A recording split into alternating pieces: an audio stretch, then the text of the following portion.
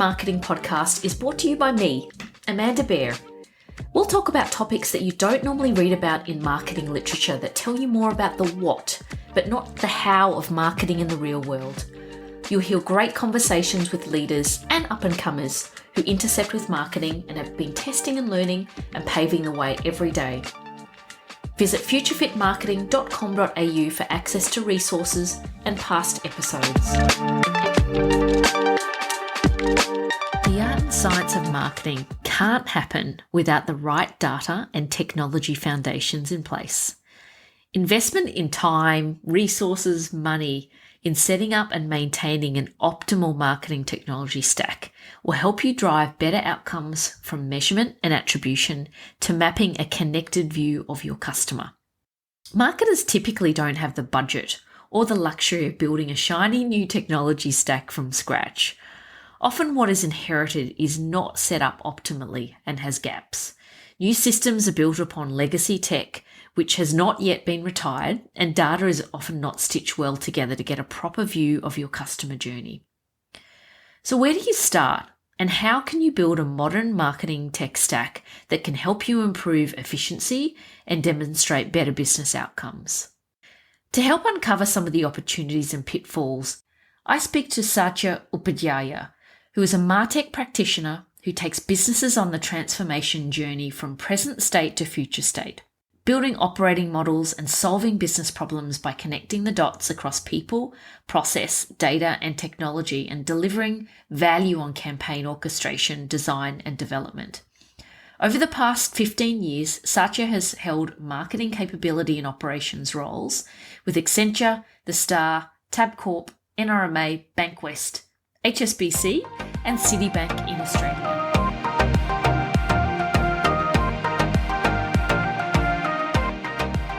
Welcome, Future Fit marketers, to another episode. I am talking to Satya, who is, I would say, a really great senior leader, an industry expert on Martech, on operations, and I'm really pleased to have him on the podcast. Welcome, Satya. Morning, Amanda. It's a pleasure talking to you this morning. Now, tell me about you and your experience. Why are you so passionate about data and technology? How do I start? So my experience actually spreads across working in a number of organizations and streams, which include startups, consulting, casino operations, wagering services, financial organization, and membership-based organizations. To name a few, I've worked with HSBC, Bankwest, Citibank, The Star, Tabcorp, NRMA, and Accenture.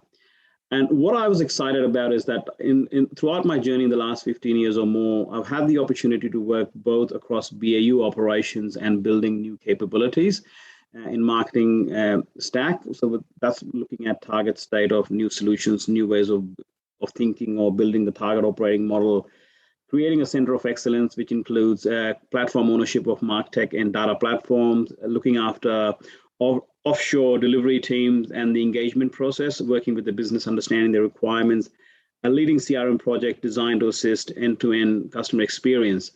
What I found is interesting about this is that marketing has really gone through a journey. So if you look at, and I keep talking about and referencing Kotler, because he's the father of marketing in that respect, when it was in 1950s or beyond, it was more looking like distribution, product. And now as you go into 2020 and a bit beyond, and now when you talk about 2022, 23, it's really a customer focus. And what's actually the demand is really for an auto marketing solution where you're looking at a customized solution for each segment of your customer, segment of one. Every offer that you are basically projecting out is relevant for every customer, and it's also profitable to the business. So the way I can sum it up is marketing now is more around, it's technology enabled, it's data fueled and analytically powered and insights driven. So I've had my 15 years experience of working across the strategy from the CRM side, strategy, operation and execution. And that basically puts me in a place of really driving this whole Martech ecosystem in the future. Amazing. You've got a breadth of experience there. And I love how you started quoting from Kotler as well. Now, marketers don't often have the luxury of building technology stacks from scratch, right? They're inheriting great individual platforms that may not be stitched well together. They've got gaps in, the ecosystem, or potentially just lack the skills to be able to execute well. Can you share your thoughts on why marketers find it challenging to fully utilize their stack and maximize capabilities? So one of the things I think where you looked at marketers find is challenging to utilize the stack. And I want to go back to the analogy, and I think many people have used this acronym a number of times, shiny toys, Ferrari. I'll use another one, the helicopter, right? It's a big beast that you buy. And the challenge is buying is easy, but where do you really park it? That's the biggest problem that you've got. You don't really have the right use cases to drive the adoption of your tech. What's the business problem the tool is going to solve for? And is that the best solution for the outcome that you're looking at? And I'll give you an example. I used to work at the Star, and where we had the business problem was that we want to communicate with our customer in real time. And that was the only requirement that was provided. So IT went out and bought a product, which is called an IBM product called Transact, which is fantastic. It sends out alert messages in real time, and it serves the purpose. Now, when pretty much the decision was made to buy the product and we were in the buying process, all of a sudden the requirements changed. Okay, we also need, from a compliance perspective, for the customers to be able to opt out. Now, that's a different requirement altogether. And Transact as a platform is only a unidirectional service provider. It doesn't actually look at bidirectional messaging. So we have to basically look at another product called Interact. IBM Interact is an interaction management tool, but the cost of implementing Transact to Interact is 1:3. So it's 3x more. So what I'm trying to highlight here is that the inheritance of the platform is basically a challenge for marketers. And if you look at, if I go back again in the 1970s when CRM as a term was coined, it was a monolithic structure that was more designed for billing and transactional ecosystem working. If you fast forward that to 2020, where marketers are now starting to use that system is for customer communication, it's not the right fit. And then you try to compare that with some bigger or newer organizations like Facebook, Amazon, Netflix, who are trying to do things at scale, velocity, and really powering that connected experiences, and they talk about customer being informed, enriched, empowered, and they're demanding a continuous connected experience, and they're providing that. But the technology that they are working on is actually a customer-focused technology that allows them to do that. Whereas traditionally, marketers are working with an engine that is a product-led engine, not a customer-led engine.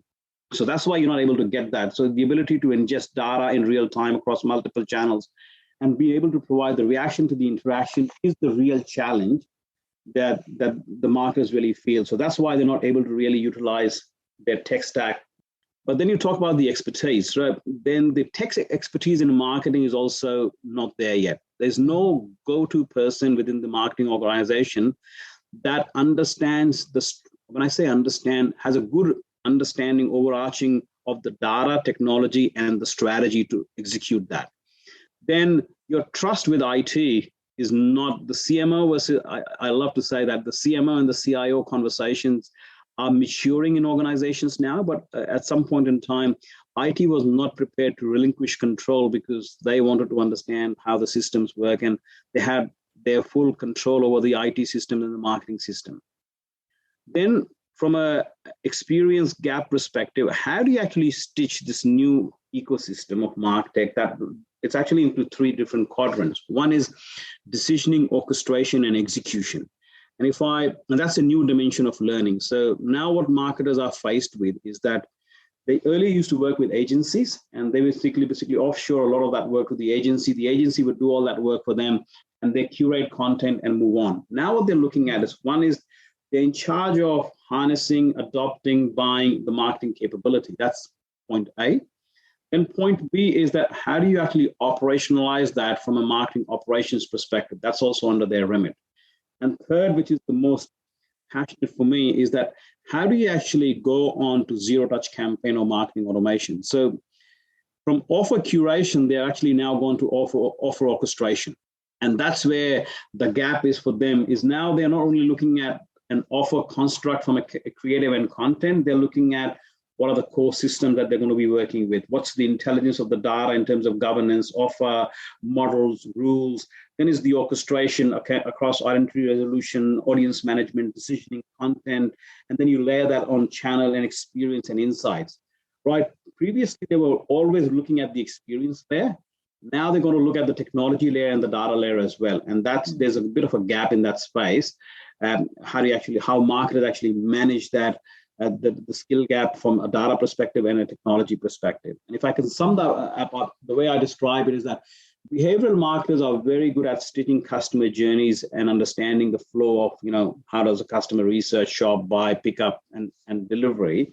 But when you need to stitch that customer journey and experience, weaving with the thread of data and technology, there's a bit of a gap for them.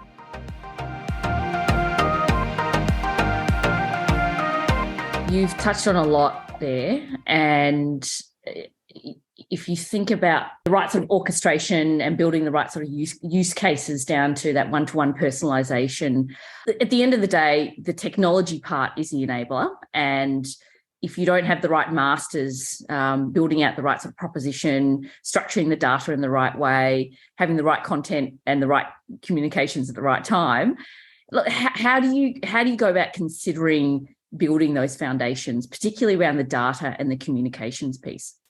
So the data, so you actually touched on one point. So if I can, before I go on the data point, because what you talked about, so the analogy is that there's two things that's happening. Do you have the driver, which is the pilot? And I think that's the skill gap that you've got. How do you actually get the right people on board? And then is the right strategy. Is there an appetite within the organization to run in a customer-centric way, a data and insight-led way of doing things, the customer lifecycle framework and the customer value framework? That's very critical and important. And I think I wanted to give that as a backdrop, because then that leads to the question of data becomes the lifeline or the blood for the Martech ecosystem. What the current challenge you've got with an organization is that they've got fragmented data system that leads to fragmented experiences.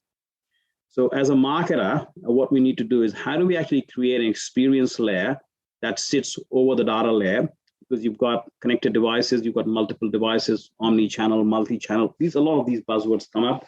But at the end of the day, what you're looking at is how do you provide a connected engagement, what the customer is experiencing or wanting. Customer doesn't really care whether you are fragmented across your portfolios of business. When they're talking to you across the call center, they want to know that you actually have a synopsis of all the different transactions and interactions across the different channels that they've got. And when you're curating a content in an email and sending an offer, you exactly know if you consume the offer in an SMS channel to withdraw that or basically curate another offer.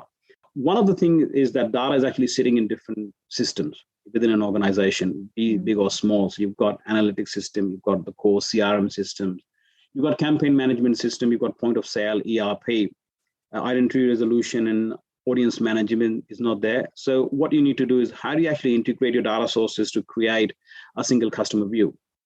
So, and I think single customer view has been the holy grail 10 years ago, and people are still talking about it. And now they're talking about building a unified customer profile to drive engagement, who they are, what they're looking for, what they've done in the offline, and bring it. And CDP comes out as a new tool to address that problem. So what you should be doing is you should always be collecting data. And the way I describe is, this is a very old quote from me, is every opportunity you have to interact with a customer is an opportunity to collect data and have more information. So you're enriching now, depletion of third-party cookies. So we're talking about the relevance of first-party data. So then it comes to, how much data you've collected, how much data you stored, and how you're going to use it. So from a customer perspective, the customer says, know me, reach me, and deliver that experience. So if you've collected a lot of that data for me, so you have a lot of information about me. So that's where your know me is. And then then reach me at the point of relevance and give me recommendations in the offer and deliver that experience in the best channel that I want to basically get my engagement through. The issue with the data is, but not having all the different data points. So if you are an organization that's struggling with not really having all the different data points and not understanding where to start with your data, my viewpoint would be that look at a campaign, take a very simple use case, and just think, do you have all the different data points that's required to run that campaign? Very simple answer, yes and no. If it's a no, then you understand what your gap in your data point is. So where do you get that? Do you have that into another system, or you don't really have that? You need to curate that data or transform that data to an ETL process and get that in.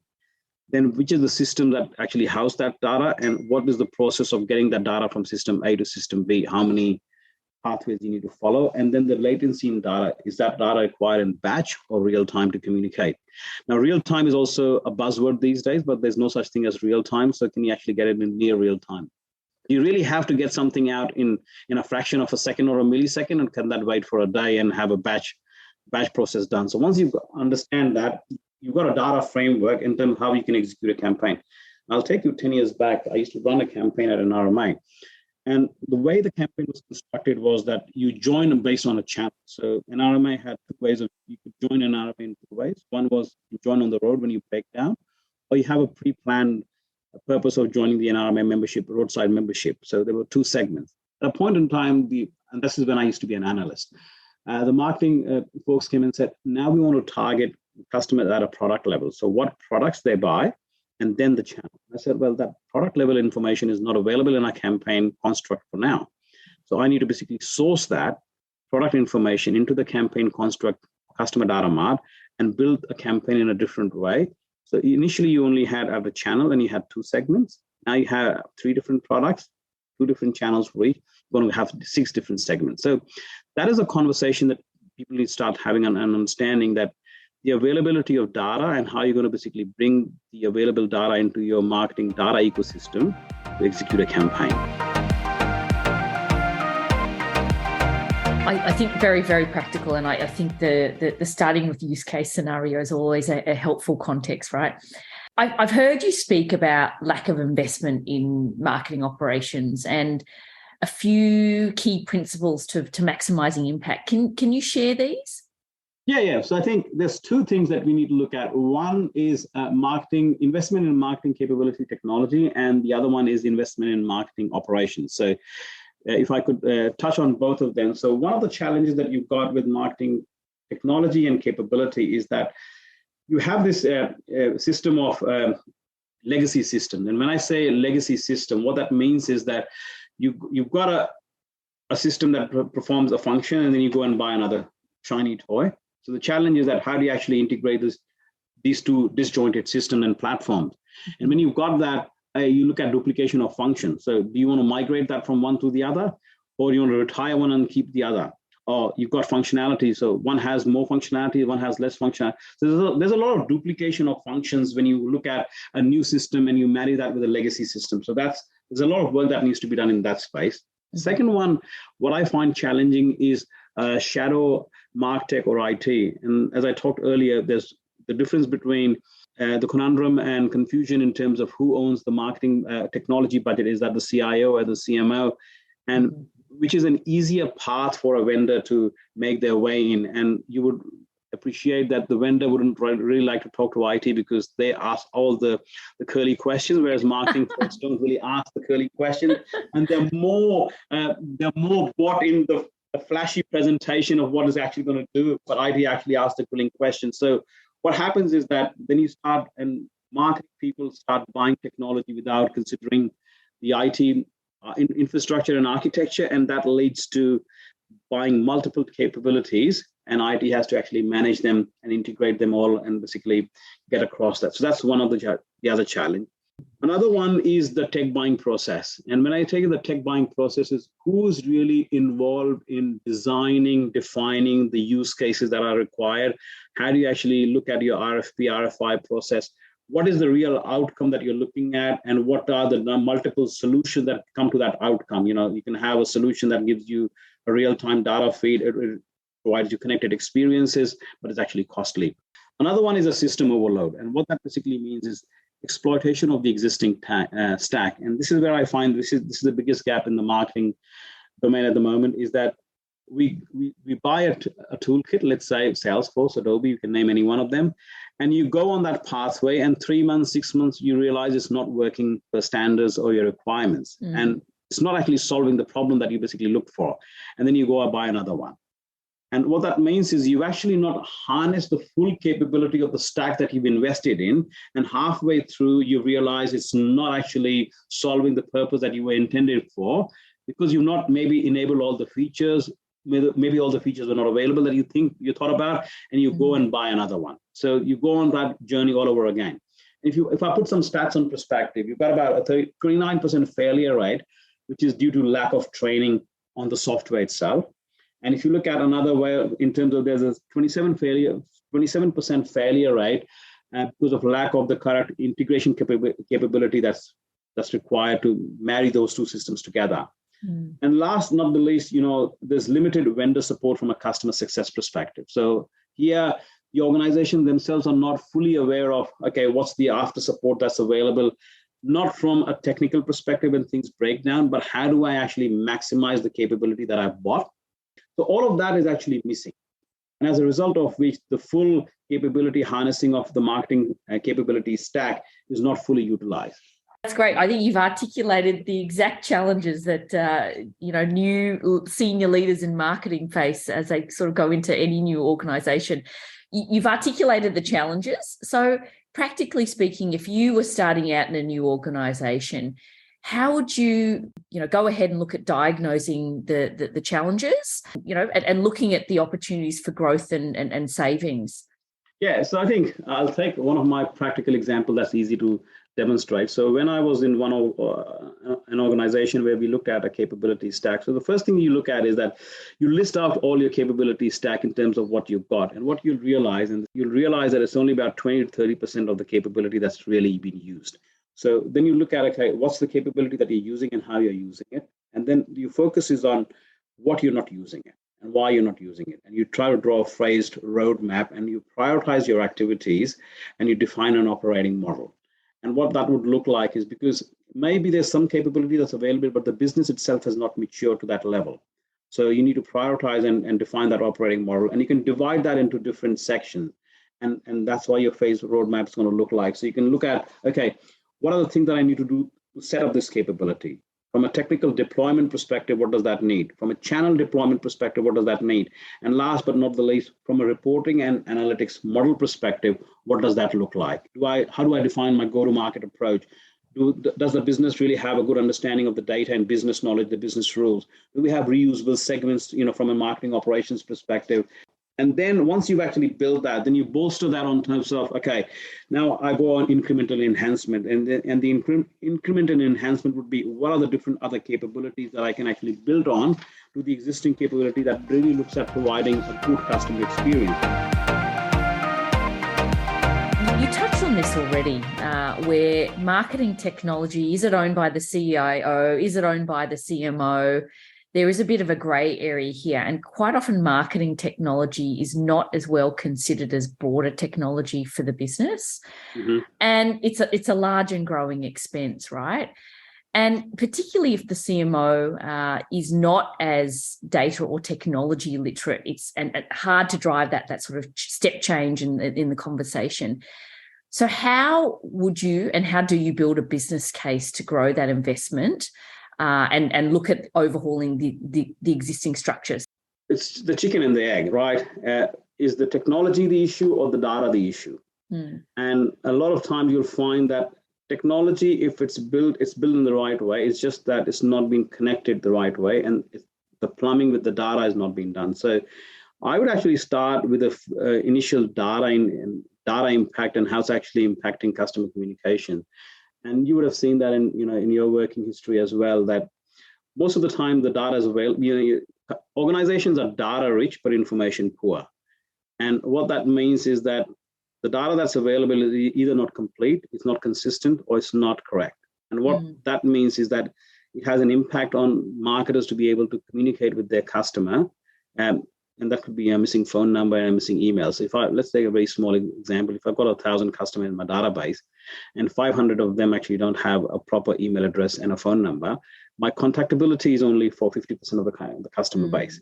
That's one problem that you've got. Then the other one, you look at your contact rate and your conversion rate. So again, if you've got 1,000 customers and if 250 or 1/4 have actually basically turned off their marketing permissions, you actually can't communicate to 1/4 of the base. So how do you actually enhance that? Maybe you don't really have contact policies in place.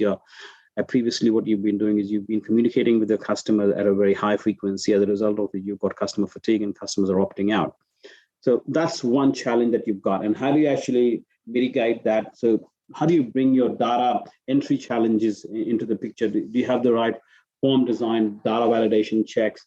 Do you have all the mandatory fields that you need so you can capture the data? So that's one, as a marketer coming in, you should be able to look at. And then you're having a data onboarding plan. So effectively is that how do you actually get that marketing data concept? Because there's a data warehouse where you have all your transactional and all your behavioral analytics, attitudinal data sitting there. But what is really relevant for marketing purposes? And then last, to answer your question, is basically how do you build an audience-led data and channel strategy? And that is basically coming from the traditional marketing of push and pull. So push I define today as being the customer journey, where you're driving acquisition, onboarding, growing, retaining, that type of concept. And the pull is more on the lead generation and sales deployment. So how does a customer move from a suspect to a prospect to a customer? And then you start looking at your behavioral messaging into transactional messaging. And then once you've got that layer sorted out, then you start looking at the web user interface in terms of the struggle in the user experience and where your dropouts are. Then you start looking at how do you actually reduce your time to market? So to get to your customer, is it basically 1 day? You want to basically reduce that to half a day. If it's 1 week, how do you basically make it to 3 days? So efficiency in marketing operation is critical. You already have given a couple of examples here, but is there anything that you specifically want to share with our listeners, things that you've tested and failed or seen screaming success in? Good. So I've actually done two. So I'll give you one very nascent example. So if let's say someone is a startup, so I'm actually having a coffee conversation with a friend. So this is a non-enterprise, very, very crude, basic example, and then I'll lead into a very sophisticated example. So the conversation I was having with this person is that, hey, he said, look, I'm having a challenge in my system. My average lifetime value of a customer is about $3,000, and I'm losing about 10 customers a month. And the reason why I'm losing those customers is I don't have my data collection processes are manual. My data is all over the shop. I don't really have a lead management system. I'm not able to follow up my leads. Once I'm actually done my servicing, it's a time laborious effort for me to communicate with my customers through phone calls and SMS and email. I don't really have an automated communication delivery system. So when I looked at that, I said, well, your problems are basically three. Looks like one, you don't have a CRM system, which is able to capture all your data and basically get that into one place. Then you don't have a lead management system that basically is leading to lost opportunity. And then you don't really have a customer engagement platform that allows you to communicate with a customer. And now that you've given me your lifetime value of a customer being $3,000 and your missed opportunity of 10 customers, that tells me that you're losing about 30K a month. And if I put that into a 12-month cycle, give or take 350K. If I put in a system, I won't name the system here, but let's say that costs you about $50,000 to implement, and that basically solves your problem of a database and a lead generation and an automation execution of your communication. And if your conversion rate is at 50%, which means with an investment of $50,000, if you can generate 180K return, that's your ROI. So you still, in the first year itself, you've made your 3x of money of your investment. I'll jump into a very complicated, sophisticated example that's very relevant maybe to the audiences in understanding. So I was in this organization where when I walked in, the real struggle was the CRM strategy and roadmap was missing. So they had unclear roles and responsibilities in CRM. You had a fractured data structure, you had siloed technology, you had disjointed customer communication frameworks, and there was no sales and marketing alignment. So the way I looked at it, I went back and I presented a target operating model to the CIO, and that one basically looked at two things.